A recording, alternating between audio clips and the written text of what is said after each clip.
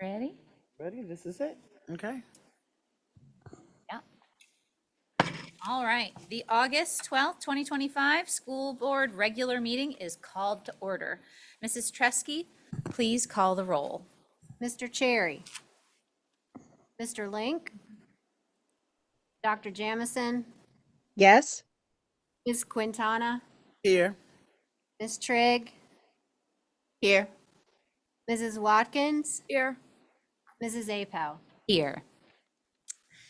Thank you to all of those attending the meeting in person and those that are joining us via the RCPS YouTube channel. We move to the approval of the agenda. Is there a motion and a second to approve the agenda as amended, reflecting the removal of the closed session item? So moved. Second. Moved by Ms. Watkins, seconded by Ms. Quintana. Is there any discussion? Hearing none, all those in favor say aye. Aye. All those opposed say no. And the motion passed, so the agenda passes. The board is asked to approve the request from Dr. Eli Jamison to participate in the meeting remotely by electronic communications means. Is there a motion and a second to approve the request for Dr. Eli Jamison to participate in the meeting remotely by electronic communication means, specifically Zoom teleconference? So move. Second. Moved by Ms. Quintana, seconded by Ms. Trigg. Is there any discussion? Hearing none, all those in favor say aye. Aye. Those opposed say no. And the motion passed. Welcome, Dr. Jamison. Thank you. Ghost from beyond. Right? Exactly like, ooh. Please keep the following in your thoughts. Family and friends of Ernie Arnett on the passing of his wife, Sandy. Family and friends of Ms. Margie Thomas, a former employee that worked with RCPS from 1977 to 2003 on her passing. Mr. Neil Engers, a longtime employee with RCPS on his passing. Family and friends of Shirley Doherty, who had taught at Highland Park Elementary on her passing. Please join me in a moment of silence.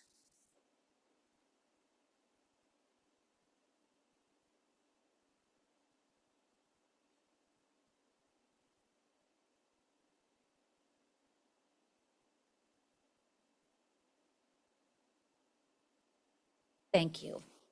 Please rise and join me in the pledge to the flag. Pledge allegiance to the flag of the United States of America and to the republic for which it stands, one nation, under God, indivisible, with justice for all. Thank you. On to recognitions. This evening, for our first recognition, we have Mr. Eric Lear, the Program Director for Day Tech, is here to introduce our first recognition. Mr. Lear, will you please come forward and tell us about our next recognition? Good evening, Chair Abel, Dr. White, members of the board. Thank you for the opportunity to speak with you this evening. At Daytech, we are fortunate to meet young people who demonstrate a level of intelligence, confidence, and tenacity that guarantees they will be successful. Simone Bryant is one of those students. Simone's welding instructor, Mr. Justin Wagner, he describes her as hardworking and dedicated. He comments that Simone would not stop until she was satisfied with her work, even if it meant working on her projects after regular classroom hours. However, you don't have to take my word for it. Please allow me to present to you Simone so she can tell you her story. I expect you'll be as impressed as we are.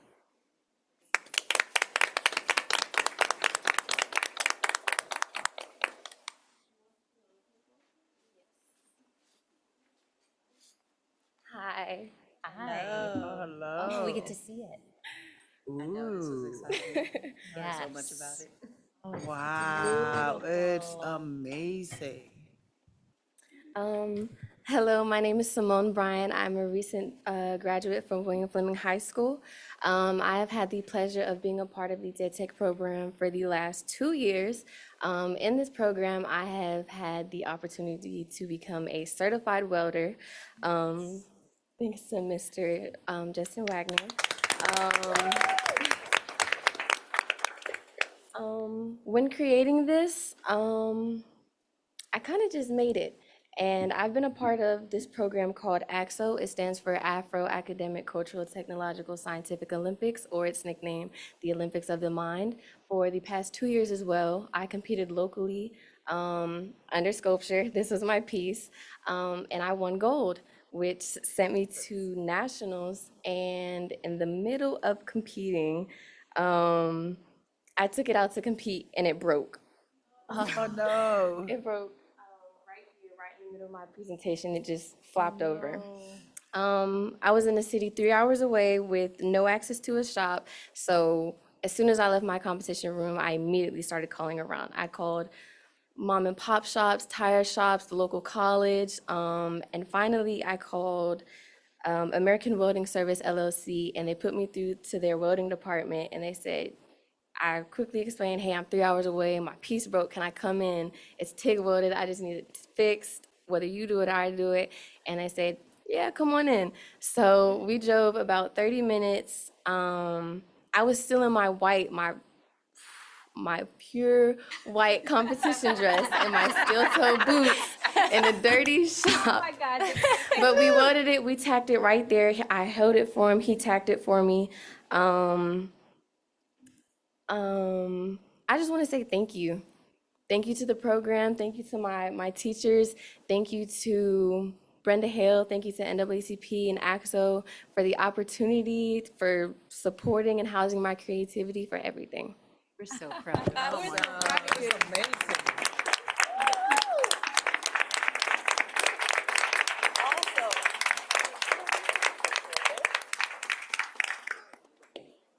Oh. Wow.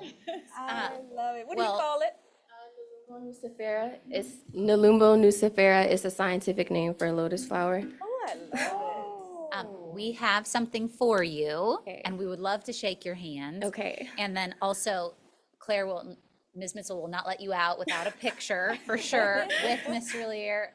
And so please, we would love to come give you this, if you would come on up, so we can shake your hand. It doesn't, you could just squeeze right on through. Congratulations. So proud of you. Congratulations. Here you go. Congratulations. Yes, well done. Oh, here, you. Proud of you. It's amazing. That'll keep it. Well done.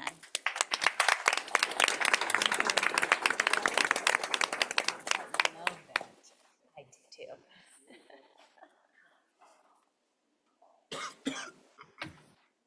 And I don't know about you all, but her sculpture also seemed like a metaphor of her in the white, Yes. like in the welding shop, For right? sure, yeah. The teacher. So, I would buy that.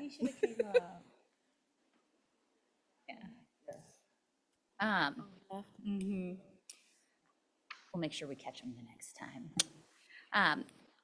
On to more recognitions. Tonight, we have the honor of recognizing and commending several individuals for their swift, compassionate, and coordinated response to a medical emergency involving a student on a school bus. Dr. White, will you introduce these staff members and share the details? I'd love to. Thank you, Madam Chair, and good evening, everyone. First of all, our students are amazing, are they not? Yes. We're just always so proud of our students. But every day, our educators go above and beyond to serve our students and our community. But during afternoon dismissal one day during our summer programming at Fishburne Park Elementary School, 4 educators and staff members demonstrated teamwork and remained calm under pressure. During dismissal, while boarding the bus, a student began to choke and required immediate medical attention. Without hesitation, Daniel, and I might mess up the name, but so forgive me, but said Ponceloranca? Ponceloranca, I got it right. Who's a bus driver, Leslie Tranquil, bus aide, Terry Argabright, instructional assistant, and Kara Jennings, classroom teacher, acted quickly and worked together to help the student while notifying Roanoke Fire and EMS and school administrators. As a result, the student received emergency care without delay, and the student fully recovered.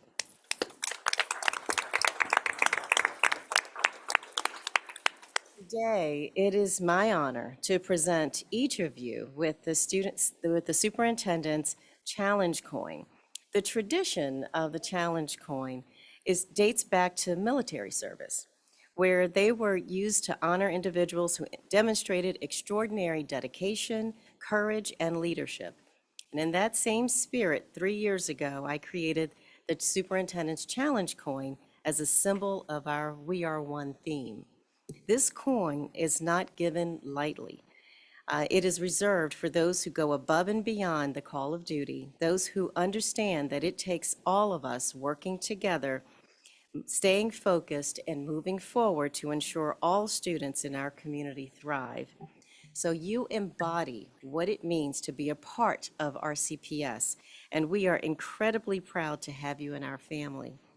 Thank you for your dedication to our student safety, which reflects the highest standards of professionalism and care. And I would ask that you would come forward so that we can present the challenge coin to you. Let's give them a round of applause.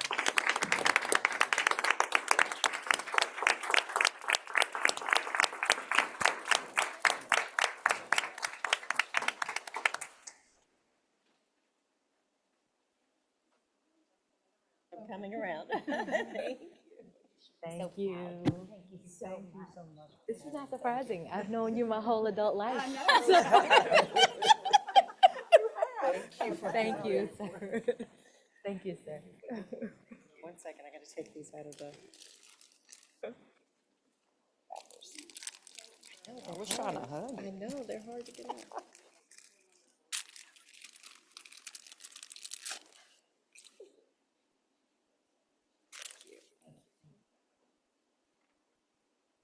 I hear the student is doing well. Yeah, she's her spunky self. Great, great. Yes.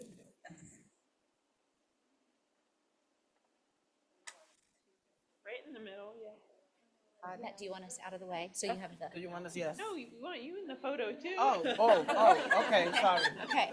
We're quick to get out of the way. You got room? There. We do. Chair out of the way.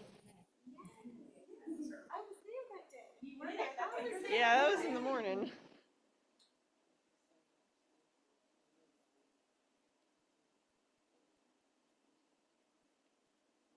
Yep. And then can you two gentlemen switch? Make sure we can see everybody. All right, ready? 1, 2, 3. Thank you all.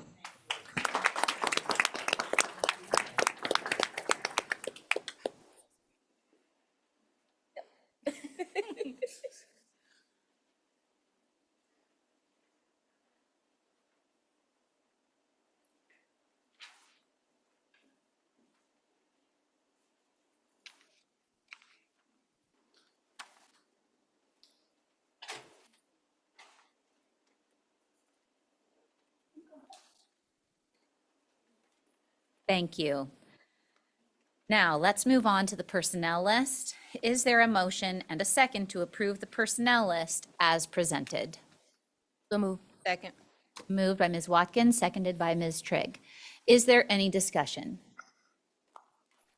Hearing none. All those in favor, say aye. Aye. Those opposed, say no. And the motion and the personnel list is approved. Dr. White, do you have any announcements this evening? I do. It is my pleasure to introduce to some and to reintroduce to others Ms. Jill Jeter. So let's give her a round of applause. Mrs. Jill Jeter has been recommended for and has accepted the position of Director of Student and Occupational Health Services. Mrs. Jeter has served for the past 5 years as the Coordinator of Occupational and Student Health Services in Roanoke City Public Schools. where she has been instrumental in fostering strong relationships with community partners, leading cross-functional teams, and ensuring regulatory compliance with standards such as OSHA, VDOE, and HIPAA. Mrs. Jeter holds an Associates of Arts in Business Administration and an Associates of Applied Science in Nursing from Virginia Western Community College. She is a registered nurse with a Bachelor of Business Administration from Bradford University, bringing to the team a unique blend of clinical knowledge and administrative leadership.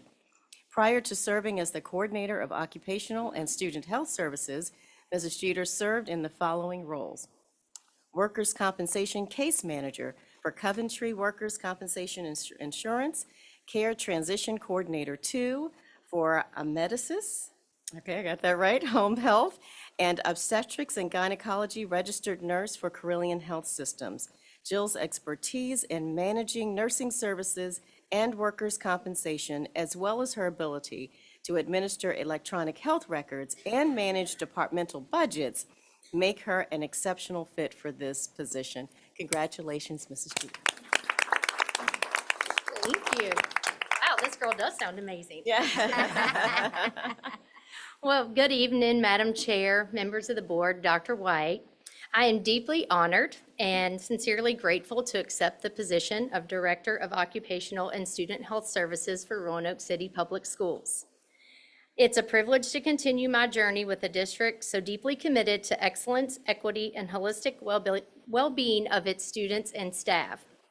Aligning with Dr. White's vision of every student, every day, prepare for success, a call to action that recognizes fundamental role health plays in academic achievement and lifelong success. Supporting this vision, I'm committed to building a comprehensive proactive health program prioritizing safe learning environments and equitable access to healthcare services for all students and staff. By fostering a healthy and supportive environment, we can provide all students with a strong educational foundation, empowering them to become lifelong learners, contributing citizens, and future leaders in a diverse and global community. After 15 years, I am especially excited about the opportunity to reintegrate our nursing staff fully into the RCPS culture. So welcoming them back as vital members of our school family and aligning their essential work with our shared mission and values. I look forward to collaborating with district leadership, school staff, family, and community partners to promote a culture of wellness that empowers students to thrive and educators to perform at their best. Together, we will ensure that health is not a barrier, but a bridge to opportunity and achievement in Roanoke City Public Schools. So thank you again for this amazing opportunity. I greatly appreciate it. Congratulations. Thank you, Madam Chair. Thank you, Ms. Jeter. On to the consent agenda. Is there a motion and a second to approve the consent agenda as presented? So move. Second. Moved by Ms. Quintana, seconded by Ms. Trigg. Is there any discussion? Hearing none, all those in favor say aye. Aye. Those opposed say no. And the consent agenda passes. Mrs. Watkins, please tell us about the gifts that have been received by RCPS. With pleasure. The board accepts with gratitude the following donations. Richardson Wayland Ferreira LLC provided a donation of $1,000 to the McKinney-Vento homeless program. We thank you so much for this contribution, and we thank all of our community partners, and we welcome any new or continuing community partners to partner with us here at RCPS to help move our students and our families and our community forward. Thank you.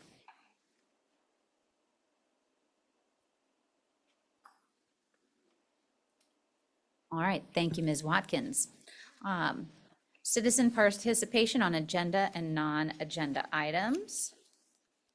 Madam All right, Chair. there we go. Ms. Watkins, do we have any signups for agenda or non-agenda items this evening? Yes, ma'am. We have 3 student citizen participants. Wonderful. Are you reading or I'm reading? There we go. The school, thank you. The school board values open communication and we look forward to receiving your comments. We encourage all participants to engage in civil discourse and ask that you keep your comments respectful in helping us achieve this goal. To ensure regular opportunities to address the board are available and that the board has time to conduct its business, up to 30 minutes is allowed for public comment at regular board meetings. Citizen comments offer an opportunity for the public to inform the board. The board and the superintendent generally do not respond to comments made or questions posed.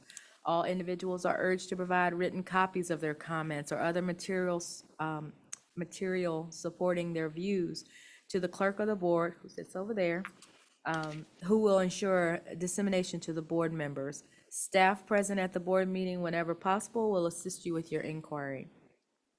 As you come forward, please state your name for the record and state whether you reside in Roanoke City or not. We ask that you keep your comments to 3 minutes. Speakers may not cede their time to another individual. There is a light at the center of the podium. That light will turn yellow when you have about 1 minute left.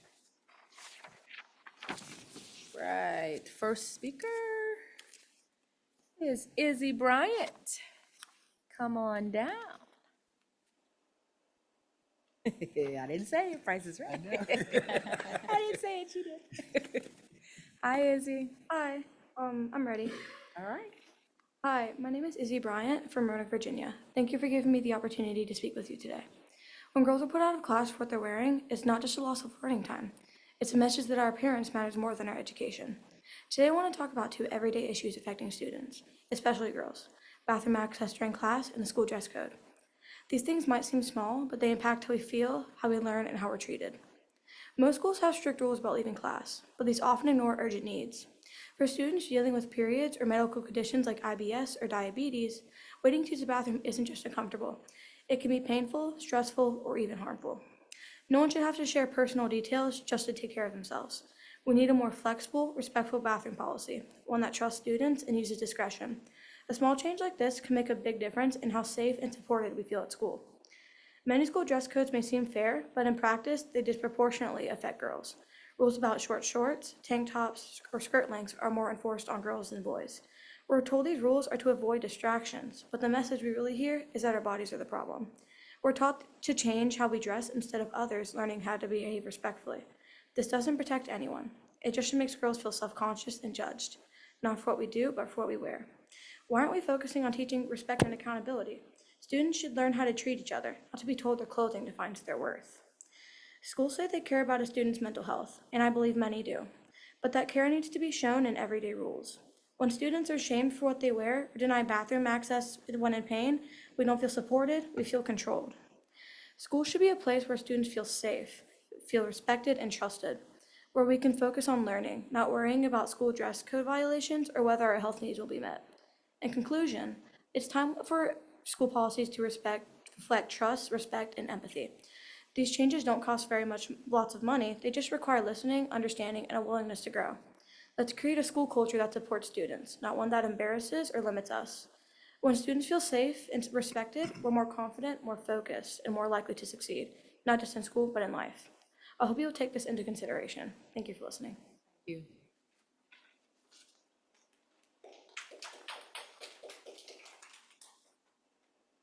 Right, our next citizen is Gray Strawn.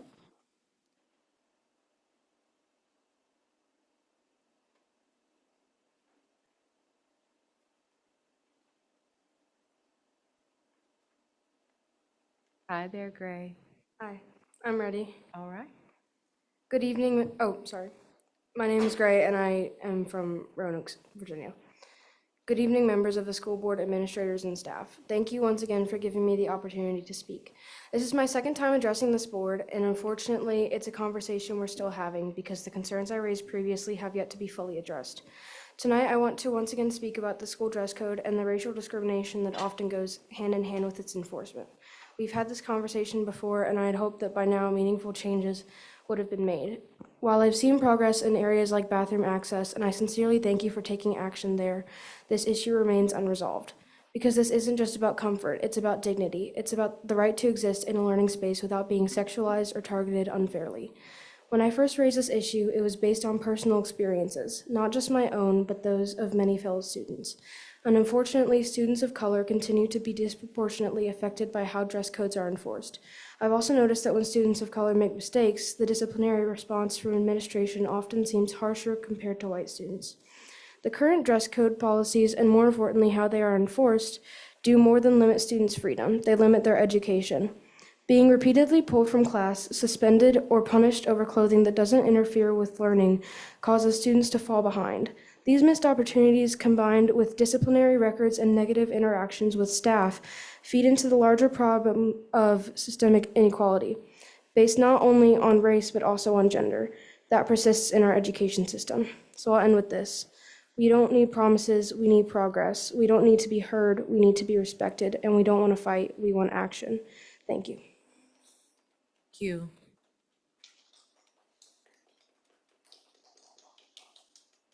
Right, and our third and final citizen participant is Hannah Turnbull.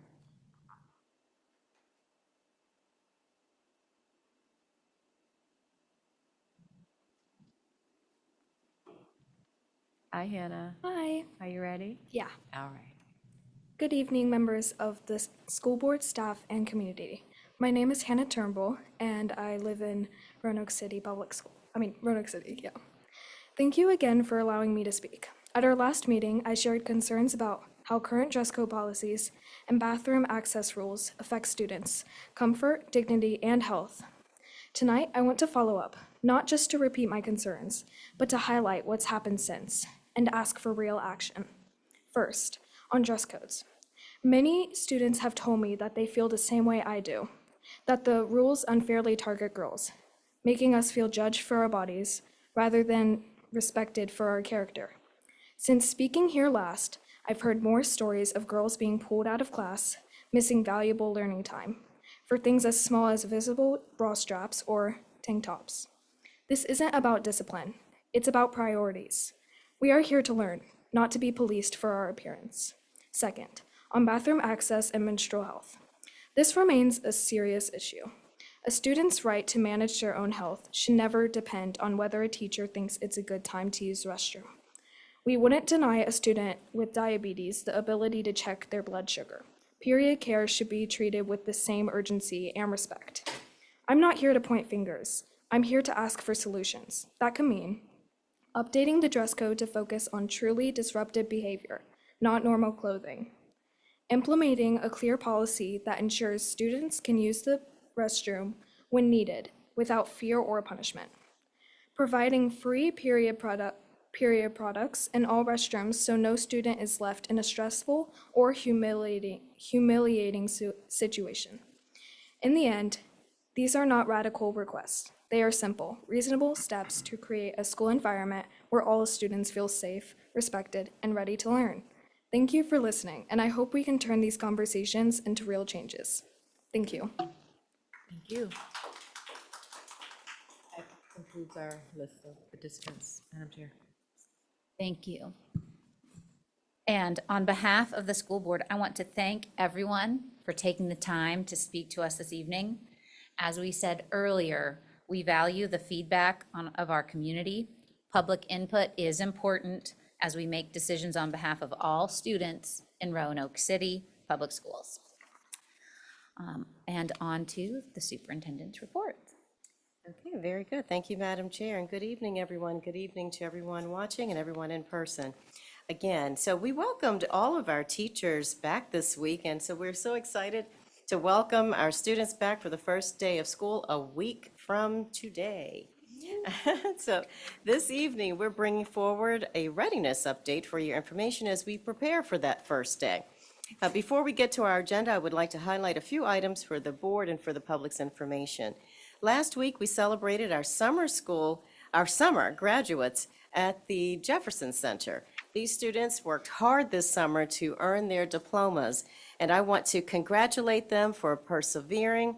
Thank you to Mrs. Apel, Mr. Cherry, Mrs. Trigg for helping us celebrate, and congratulations also to Mrs. Anderson, Mr. Bowen, Dr. Austin, Mrs. Maxey, and their teams for their hard work throughout the summer and for planning such a special event. So let's give our summer graduates another round of applause.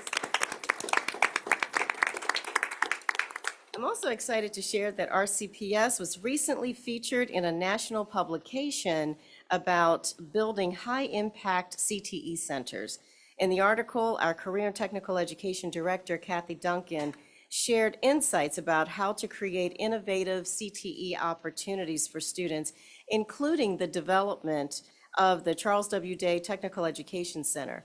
Now, this recognition highlights the outstanding leadership and collaboration taking place to ensure that our students graduate with a diploma and a resume of skills and experiences that last them a lifetime. As a reminder, our annual Back to School Extravaganza will be held this Saturday from 9 to 12 at William Fleming High School. This is a wonderful opportunity for our students and our families to meet their school administrators, to receive free school supplies and vaccinations. So if you need vaccinations, your child needs vaccinations, please make sure to come on out and meet with community partners as well. Our food and nutrition services team will have some snacks on hand and available for everyone, and we'll even have a DJ playing just to make sure that we have some fun along the way. So as I said, today is 1 week from the first day of the 25-26 school year. Our new teachers participated in new educator orientation last week, and we welcomed all of our teachers back to work yesterday. So I know that they are ready to get the year started. I do want to take a moment to thank our principals, our teachers, and our staff members for all that they do. I know that, everybody's up and running and we're ready to start the year. And as we do so, I don't want to miss this opportunity to say thank you for being there for our students and forming those relationships with our students from day one and getting everything prepared to meet our babies where they are, right at the front door, first day of school. So our teachers know our students by name, by need, and by strength, and ensure that they feel safe, supported, and valued, and we appreciate you. We have always said that we will respect and protect our students, and I want you to know that we will also respect and protect our staff. Our teachers and our staff have our full support. And so families, we need your assistance to ensure that your students know what is expected of them when it comes to starting the year strong, regarding their academics, and yes, and their behavior too. Likewise, we as staff must also be sure that our students know what is expected so that they are able to rise to those expectations. We saw a decrease in the number of disciplinary incidents last year, and this is only because, this is only because we worked together and we stayed focused, and we, again, formed those important relationships with our students to know them, to really know them, and to know what we need to do to support them. And by working together again this year, we will continue to get it done. So for our first and only item this evening, I will ask Mr. Perkins, our Chief Operations Officer, to really start us off here, and we'll hear from other chiefs as well, to come forward to start our report on school readiness and operations. Mr. Perkins, I'll turn it over to you.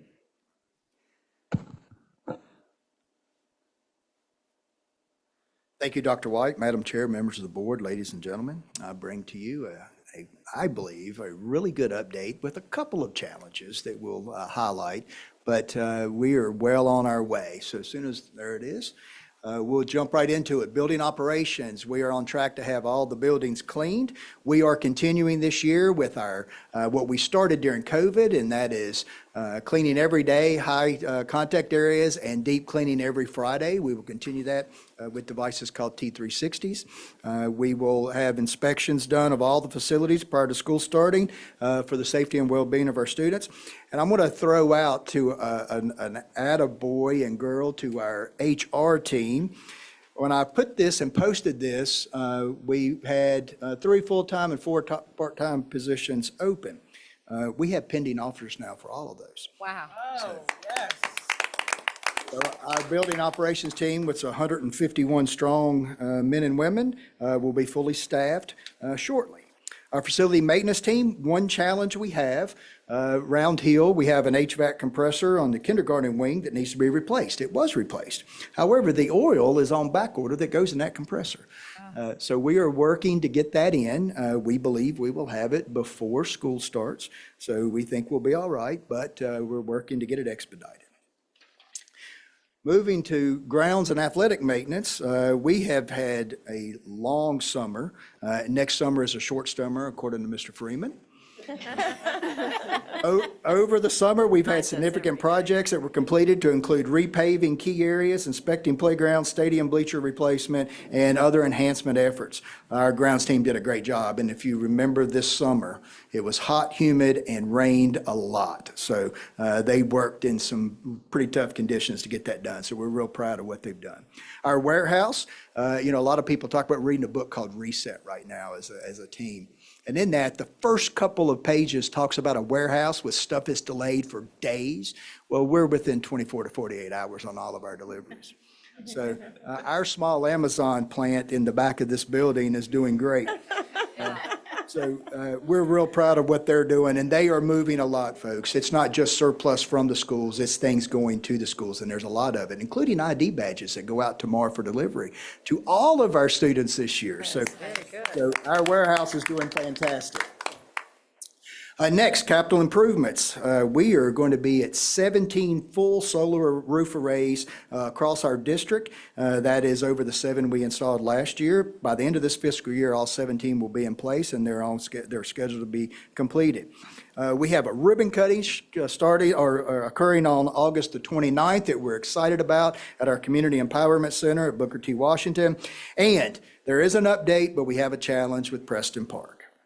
Right now, we are 36 days behind because of weather. But our contractor is fabulous. They've been working very closely with us. They're moving things around. So over the course of the next year, we hope we can make that up. But the Farmer's Almanac did not have a very favorable winter weather outlook for us, but we think we can do it. The only problem is if we stay behind, that moves our opening from July to into September, and approximately September 5th with the delay currently. But the team's been great. I want to go back and highlight something for you for solar arrays. What you see here on this screen is the solar use or the energy usage at one of our middle schools, Lucy Addison. If you look at June of 24, we used a significant amount of kilowatt hours. If you look at June 25, that equated to over $4,000 in savings for our district just in that 1 month, as an example. The solar energy, or the reduction of our carbon footprint and the initiatives we're doing to do that are paying off. That's a 77.9% reduction in kilowatt hours. Now, how that works, so everybody understands. Instead of paying Appalachian Power directly, we go through a power purchase agreement. We pull power from the sun. We purchase that back from the company. We get free roof replacement and enhancements with warranties for another 25 years, which is a huge saving for the district. But just in kilowatt hours, over the next 30 plus years, we expect to save, for over $40 million for the district. So really good effort there. And that's kudos to Jeff Sharver. That is really his initiative, and he is very committed to that, and we're very proud of him. All right, safety and security. Next, we have completed camera upgrades at James Madison Middle School, Woodrow Wilson Middle School, Patrick Henry, and William Fleming. We have installed now vape detectors at all of our high schools and programs with the addition of William Fleming, Nulsey Taylor, and Forest Park Academy. We did that through a grant. That vape detector detects more than vapes. So just do not do it in the bathroom, students, if you're going to, because that alarm will go off. There are also 25 security officers and 21 school resource officers joining us, returning this year to our district. Currently, we're at 25 SSOs. We are fully staffed except at the elementary schools with their grant positions that we have worked, that we received from the state. We have 6 of those 13 hired. Currently, between the Roanoke City Sheriff's Office and the Roanoke Police Department, we will start the year with 21 of the 26 to be fully staffed. That's 14. We're 3 short with our Sheriff's Office, but they're great because they're working with us and their supervisors are going to help cover, and we're going to work with our security officers to make sure we have somebody at every school. Our police department's done a great job too. They're returning 7 officers, and one of their supervisors is going to be have an office at Noel C. Taylor, so we're excited about that. There it is. All right, food service. Now, again, this is another kudos to our SFE, our partners. When I filed this with our clerk, we had 11 staff members we were trying to hire. I am happy to report that as of today, we have completed 8 backgrounds and have 3 interviews scheduled. So we'll be fully staffed with SFE for our food services going forward. Wow. So all of our menus are posted on the website. We've got food deliveries scheduled for August 11th through the 15th. So we will be ready to open school and have breakfast, lunch, and whatever else we need. So we're excited about that. Technology, kudos to the technology team. They rolled out thousands of devices this summer. And they have been working at every school to try to get all these new devices set up. And that is not an easy task. So kudos to Wesley Williams and his team. We have updated all of our Wi-Fi system. We have new Wi-Fi connections and all the others will be removed. That creates a nice safe cyber safe community for us. We've reset all student passwords for secondary schools. That's planned. It started Monday. We'll have that finished. And as I already mentioned about our warehouse to live in our IDs are here. Remember, we piloted. Last year we tested. This year they're fully expected to be in full use by September 2nd. So we've got a little bit of a time where we're going to ramp it up. But after September 2nd, you need them to get on the bus. You need them for cafeteria. You need them when you go to the nurse. You need them when you go to the library. You need them when you get online. IDs are going to be there. It is a safety process for us, and I think it only does to enhance. We make sure that our students are where they're supposed to be, and our students are our students with those IDs. So we're excited about that. Student and occupational health.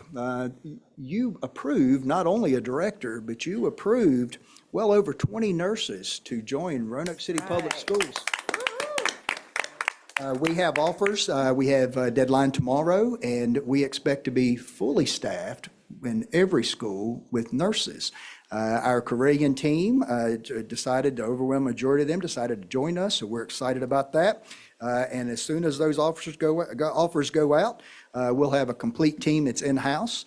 We are meeting with Korean on Friday to talk about discontinuing the contract going forward. There's a 60-day agreement between us when we renewed for 6 months. So we're excited to move forward, and we'll be setting nurses meetings going after tomorrow afternoon. So I want to emphasize that was a cross-department effort. You can't turn a division the size of ours. You can't turn over a full department in less than 60 days anywhere, but we did. And we turned it around in 60 days. It is a feat. Our HR department, our academic department, because they did all the interviews for us. Our HR department set up a job fair. Everybody stayed late. I think Dr. Jackson was here probably to midnight a couple of times. She was, right. We partnered with VDH. We've got lots of immunizations. We do have a little bit of a glitch in our immunizations. That's one of our challenges with the administration in Washington and the changeover. It is not talking to SNAP, so we're having to recalibrate our immunizations. So we had this huge number of kids that didn't show they had their full immunizations, but we think once we recalibrate, the Virginia Department of Health is working with us to get that recalibrated. We don't think we have as many as what we what we thought we had. So we're hoping that that gets fixed. Our Hazel program is in full effect, free telehealth services available to all of our students, and it is being used. We're very happy with that. And we have flu vaccines ordered because it's almost flu and COVID and everything else that goes on season. So we're excited. The other thing we're excited about is Smiles and our partnership and that we do for our dental program. Remember, dental health is critical to students being successful in the classroom. So we're excited about that. And then I'm going to end with a very positive note, but with a caveat: transportation. We've had some rough years. Last year, we ended with 98% on-time rate. Okay. Any year, there is challenges through the first month. So I don't want anybody to think it's going to be perfect, because it is not. It's not just transportation, but we have a rolling enrollment system. We have all kinds of things. People are getting back into the swing of that. We've been out for 2 months, except for summer school, and it will be challenging. So we expect lots of calls and lots of issues. But we've got our partners at Zoom are ready to go. We're running dry runs starting tomorrow. We'll have all those things in place. And all we ask is patience, because Mr. Dowdy's routing system, remember, we went from 11,000 stops in this district to 2,100. That's amazing. And remember, it's time and distance. 11,000 stops, if you give 2 to 3 minutes for every stop, no wonder we were late. But thanks to our parents working with us, and we know the schedule has been their burden. Thanks to our bus drivers and aides for showing up for work. We had a great meeting with them this week, a full cafeteria at William Fleming. Very positive meeting. We will work through those challenges, which we know we will have, and people will get upset, and kids will miss the bus, and people will have calls, but we will work through it. But this is the best position we've been in years when it comes to being prepared for transportation. Okay? So we're excited. Thank you, Mr. Dowdy, for your leadership. Thank you. Mr. Dowdy can look at a map and tell us where the bus stops should be, and I'll give you 9 times out of 10, he's got every student accounted for, so he's amazing. And his routing is what's really been the gem for us. I just want to make a reminder to our families about family walking and family responsibility zones. We have to enforce those. That's how we stay on time. But if there is a concern about safety at a stop, we have a whole standard operating procedure that we follow on evaluating those stops. And we'll have an email that we will set up for response, and we will have a call center like we normally have, working with our partners at Zoom also. So just patience, getting everybody ready and everybody back in the swing of things. Now, that is for me, so I'm going to turn it over to Mr. McKee now. Thank you, sir. I saw your small Amazon system going this morning on my way to work. You had about 7 guys out there with a pallet this tall. I invite the board to walk through our warehouse. It is amazing what we have back there and how fast they move it. That's a hard charging team right there that Joey Camp's got, and we're real proud of what they do every day. Not just Amazon, they got mail too. They deliver mail to all 28 or 29 facilities now across our district. So good work. Yeah. Thank you, guys. Thank you. Good evening, Madam Chair, members of the board, Dr. White, and the public.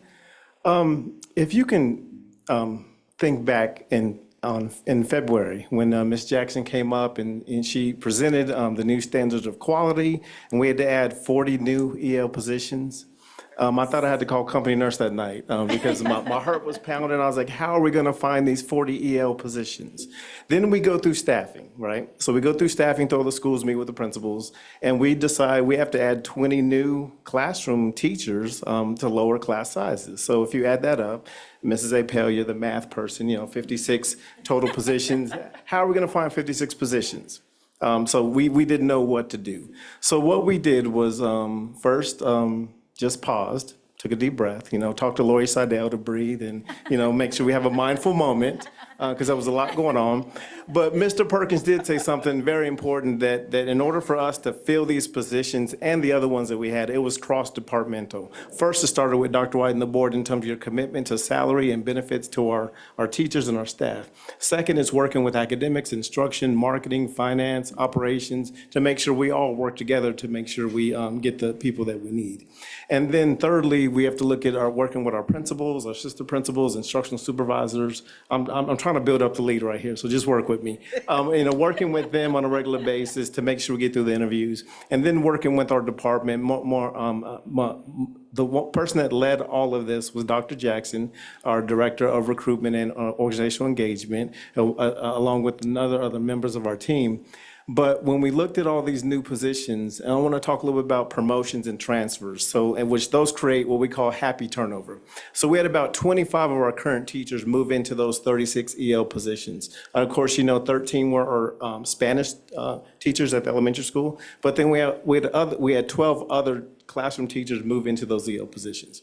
Then we had 9 current teachers move up from teachers to be assistant principal. So right now, that puts us about 77 open classroom positions, along with our other retirements and resignations. So my heart's pounding out my chest by this time. But again, some other happy turnover. We had 8 instructional assistants that we moved up as teachers, so that's great. Then we also had four current assistant principals move up to be principals. And then we had 1 principal move up to be central office. So we had great turnover within the division in terms of happy promotion. So with that being said, Dr. Jackson put in the work, making sure we had job fairs, walk-up job fairs. She's going to HBCU. She's going all over Virginia. She's going to Maryland. She's going to Tennessee. She was like, I never saw her. Oh, there she is right there. Okay. But she did a phenomenal job just coming in and also stepping in, offering contracts with Doug and Paul and Josh and Angela Carr. She helped with screening all the applicants, making sure that we worked with I Teach, Educate Virginia. So I say all this to say, with all that being said, we are down to 3 classroom vacancies to open the school year. We've never been that low. And let me tell you one more story. Do you have 30 seconds, Dr. White? Okay. So we had a resignation. We were at 2 when Mr. Perkins posted this. We got down to 2 classroom vacancies. We had a resignation yesterday at 9 a.m. That principal was on it, emailing Dr. Jackson, talking to her, blah, blah, blah. That principal set up an interview at 2 o'clock today for that vacancy yesterday. Wow. So that's just one example of how quickly our principals are working with us to make sure we get people in place. So just want to let you know, with the classroom teacher vacancies, we're still working to ensure that we want to get those 3 filled by the first day of school. But as of right now, as you see, the numbers have declined over the last couple of years, but we really put a lot of heart and effort into it. But it really comes down to making sure that, 1, we have a competitive salary around local school divisions, and also our benefits are competitive as well. But also we give our teachers that customer service in terms of making sure we get back to the basics, we communicate them on a regular basis. But just want to thank you for your support and thank Dr. Jackson and the rest of our HR team for all the work that they put in to make sure that we leave right now. So I was trying to be short, but I think I was maybe shorter than Mr. Perkins. But other than that, I'm going to turn it over to academics. I was waiting for that. You can be as long as you want with only 3 vacancies. And while Mr. Freeman and Dr. Williams, while they're coming up, again, I do want to thank our HR team as well as our department heads and our principals. Again, these numbers are not happenstance.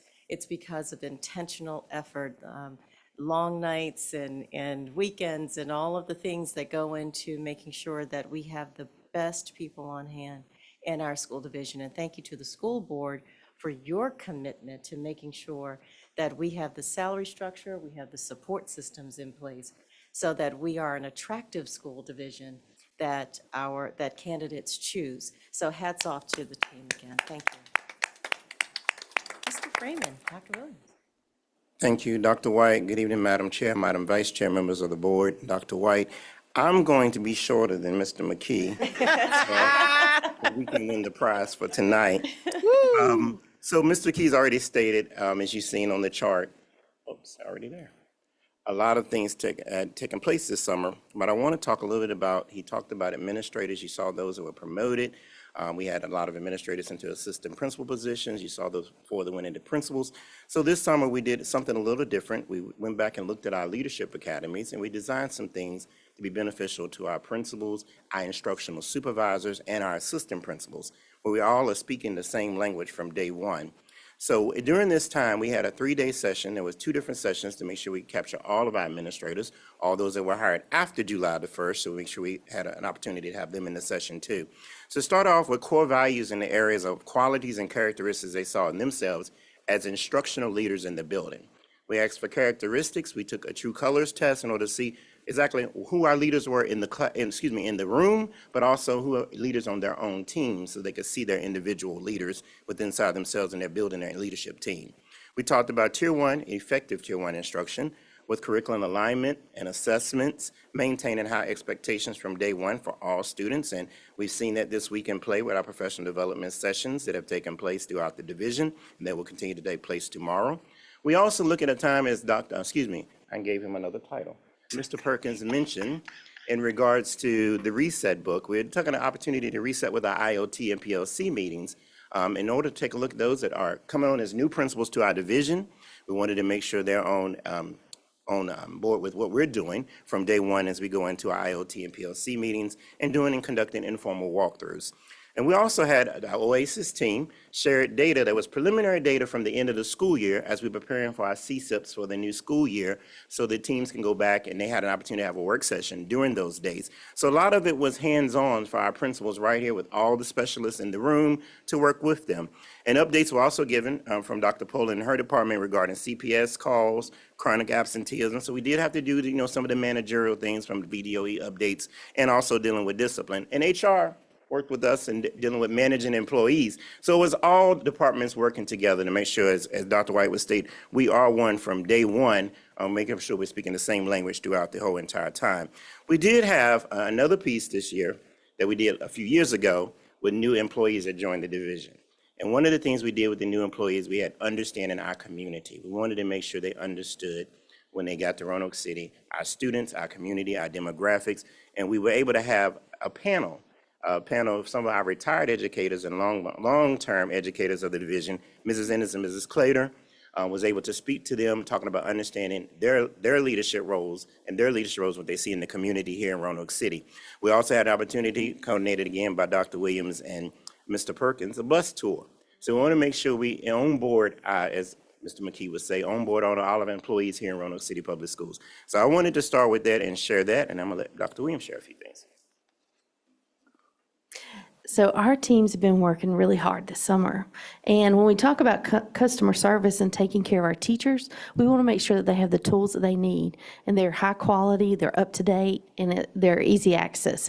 So this summer, we had our content supervisors, but we had teachers come in, we had coaches, everybody worked together to update our curriculum units and pacing guides. And all those are posted online right now for our teachers. One of the things that they told us from last year, the feedback was sometimes it took them a little while. They had to do several clicks to get what they needed.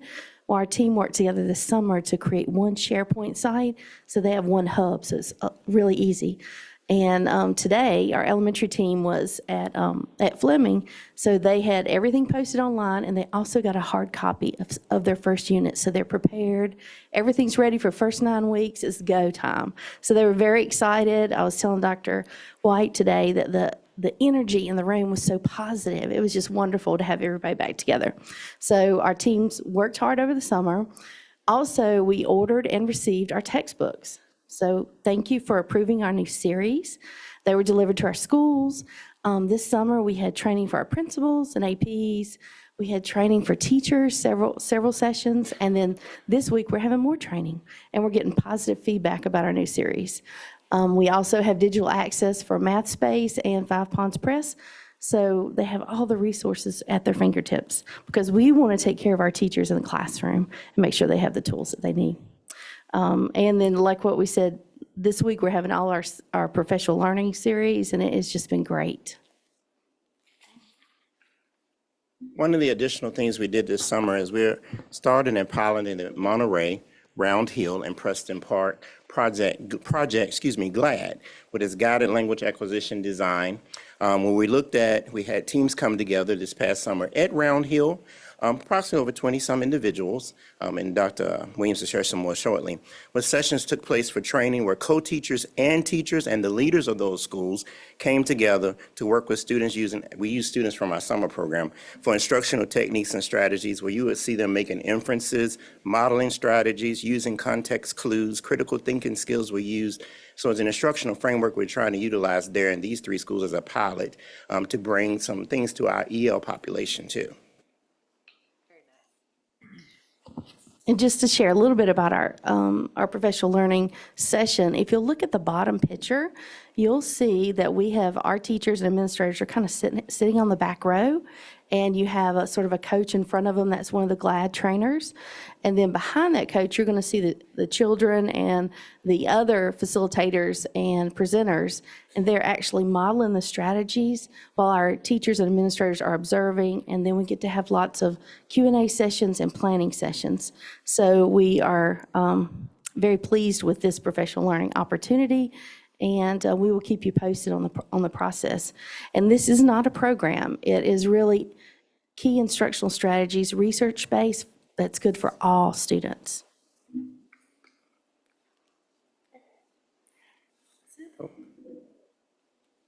So we have accomplished a lot of professional development this summer for our principals, our teachers, assistant principals, instructional supervisors. So I just want to remind everybody that next year we're going to work collaboratively together to get a lot done in a short period of time. It's going to be a shorter summer. Been assured to remind us that next summer is It's a short summer. But Thank you. Again, all of these things, it's not happenstance. Again, it's intentional effort. And a lot of times the team that goes kind of unrecognized, a lot of times it's our core team as well as our district leadership team. And I just want to take some time to thank our core team, our district leaders as well. Leadership matters.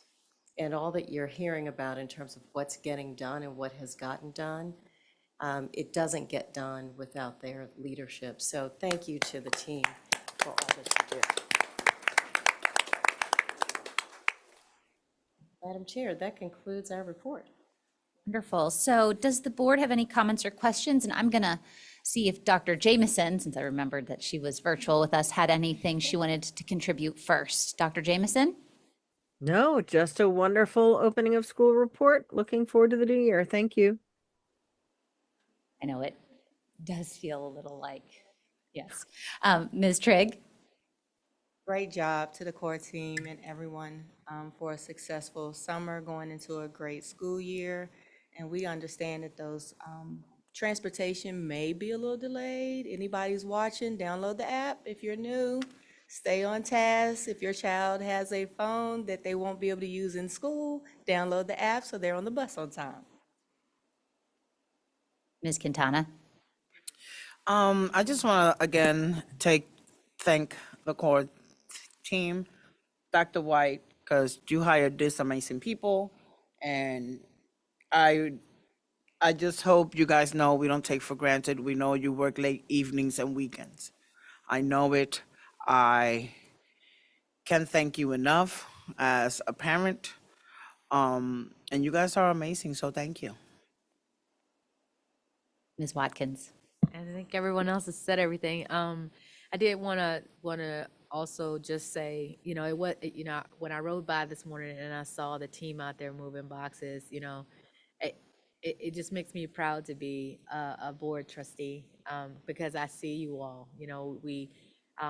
Liz and I were talking. We had breakfast, and she let me know that sometimes she comes by and she asks if you need anything, and checks on people.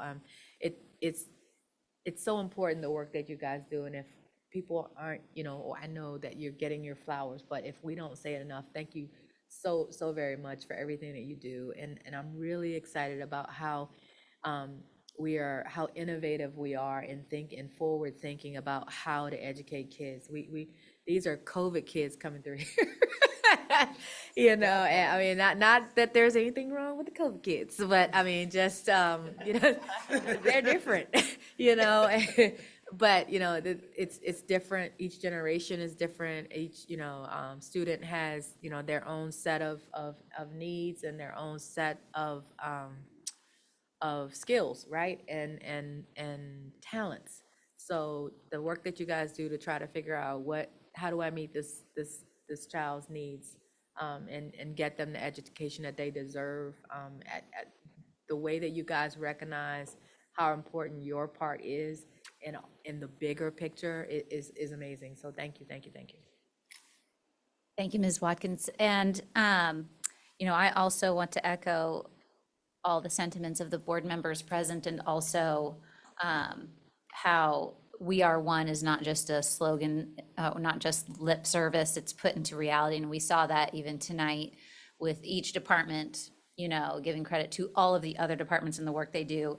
I also love how across all of RCPS, there is a clear commitment to lifelong learning and development. And if you are in the business of education and you want it for your kids, you also want that for your staff.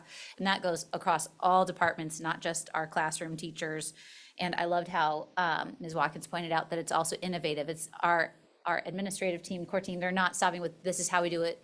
And we do it the same every year. Each year I'm hearing about another grant, like the GLAD grant, and trying something new, always trying to self-improve. And I love that. And it just goes back to the know them by name, need, and strength. And that applies to our students. I heard it from one of our leadership awardees that she tries to apply that to the staff she works with. And I think it's so important if we keep that in mind, then lifelong education and development will continue in RCPS. So thank you all so much for everything you've done to get us ready for day one.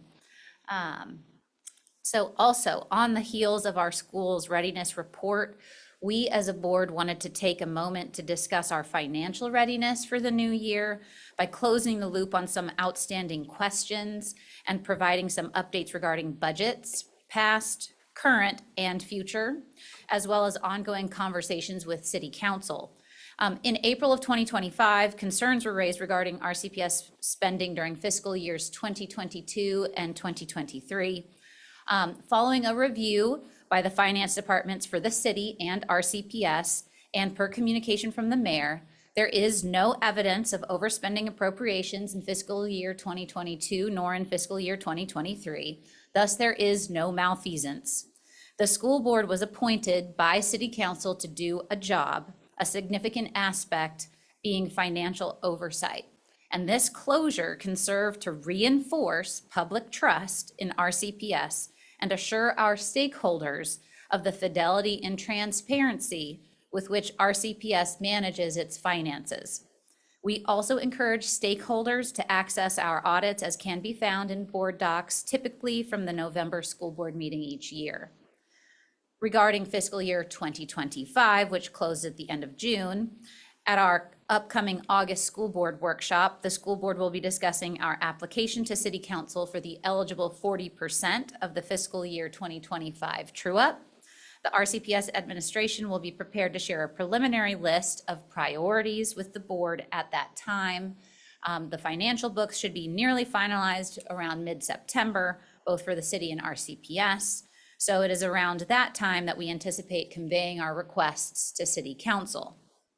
Looking to future fiscal years, the school board and City Council will be convening a joint task force to evaluate the city's school funding policy. The intent is for the initial committee meeting to take place in the first half of September, with a report out at the joint City Council School Board meeting on October 6th, 2025. The goal is to finalize the committee's work by the first half of November. This will ensure timely policy updates regarding budgets and will permit RCPS to follow its customary budgetary cycle that begins in December of 2025.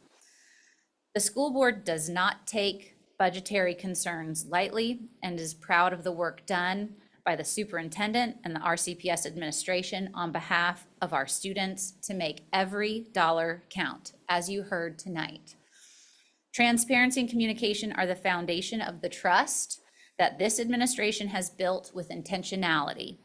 We are glad to close this particular chapter and are looking forward to continuing our work with City Council on behalf of our division. Convocation is just 2 days away, and we have 7 days and counting until the start of the 25-26 school year. We're excited to focus on what matters most, our students, our staff, so many of them, and education. So thank you. And that brings us to our financial perspective. Mrs. Caldwell, can you please present the financial forecast and fund balance for us? Good evening, Chair, Mrs. Apel, school board members, and Dr. White. I am presenting to you tonight the financial update on experience through June 30th, 2025. As Mrs. Apel mentioned, we are not finished with our audit. We will be presenting our final year-end audit at the November school board meeting. Brown Edwards will do that for us. Right now, we're still in the process of paying invoices and recording in income that may be trickling in from the prior year. So it's ongoing. Like, for example, state sales tax is paid 2 months behind, so we would not receive that until August. So things like that, we're still recording for the year end. Okay, so on the revenue side, if we were to end now, we're tracking favorably to budget due to additional state funding that was required for the retention bonus added to the state budget and overall state funding increase due to increases in the average daily membership. These were both after we had done our budget. We also, on the revenue side, other income is always not something that's predictable. We can budget, but sometimes it's more favorable, and this year that happened to be the case.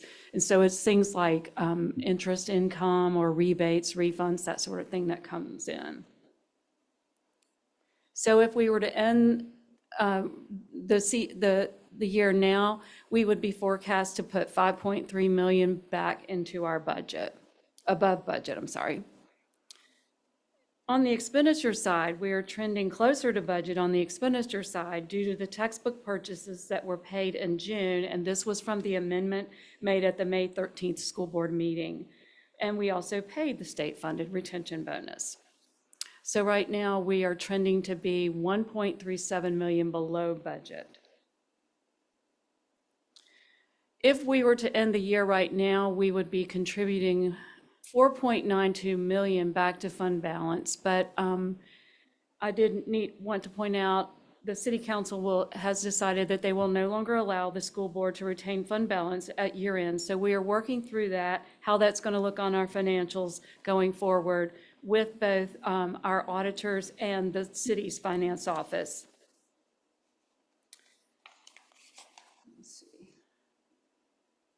Okay, so this is what our fund balance would look like for the general fund. Moving on to food services, revenue is forecast to be 0.24 million below budget, which is very, very close to budget. And on the expenditure side, expenditures are forecast to be 0.9 million below budget, also very close to budget. We would be using 0.84 million of fund balance in this scenario. Also, for your review tonight, we've included details on the division purchasing for April through June, which is typical at the end of each quarter. So does anybody have any questions? We'll start with Dr. Jameson. Thank you. And thank you for the report this evening. I appreciate the information this evening. Ms. Quintana? No, just thank you. Ms. Watkins, Ms. Trigg? And you said, I did want to clarify, so the textbook purchase was already incorporated in the expenditures of that? Yes. Okay, got it. Wonderful. All right. Thank you very much, Ms. Caldwell. And on to the division financial perspective. So Ms. Caldwell, as we look at the financial statements, is there anything unusual to report? No, I don't believe so, unless anyone has questions. Any questions? All right. Well, thank you, Ms. Caldwell. These statements will be received and filed.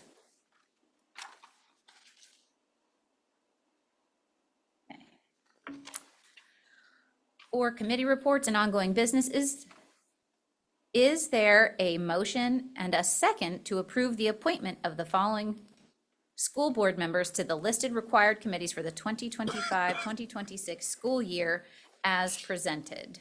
So moved. Second. Moved by Ms. Trigg, seconded by Ms. Quintana. Is there any discussion?